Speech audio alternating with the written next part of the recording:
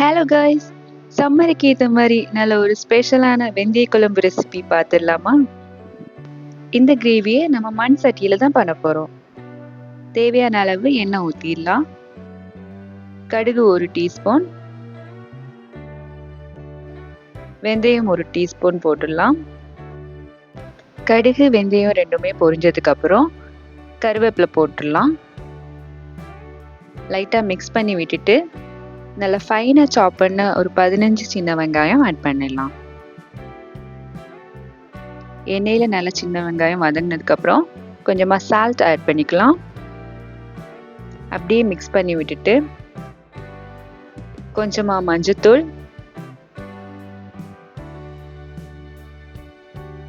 1 table spoon chilli powder, 2 table spoon தனியாத்தூள் add பண்ணிடலாம். மசாலாவோட பச்சை வாசனை நல்லா போகிற வரைக்கும் எண்ணெயிலே நல்லா மிக்ஸ் பண்ணி விட்டுடலாம்.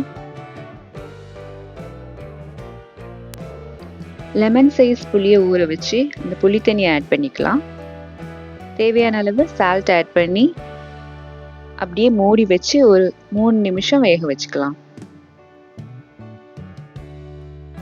குழம்பு நல்லா கொதிச்சதுக்கப்புறம் லிட்டை ஓப்பன் பண்ணி அரைச்சி வச்சிருக்க தேங்காய் பேஸ்ட்டை ஊற்றிக்கலாம்.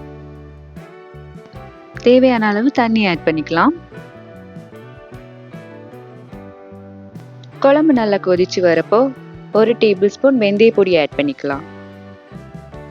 அப்படியே நல்லா மிக்ஸ் பண்ணி ஒரு 5 நிமிஷத்துக்கு மூடி போட்டு நல்லா வேக வச்சுக்கலாம்.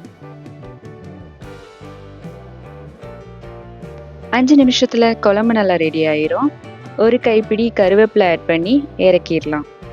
நல்ல சூப்பரான டேஸ்டியான வெந்தய குழம்பு நல்ல சம்மருக்கு ஏற்ற மாதிரி சூப்பராக ரெடி ஆயிடுச்சு.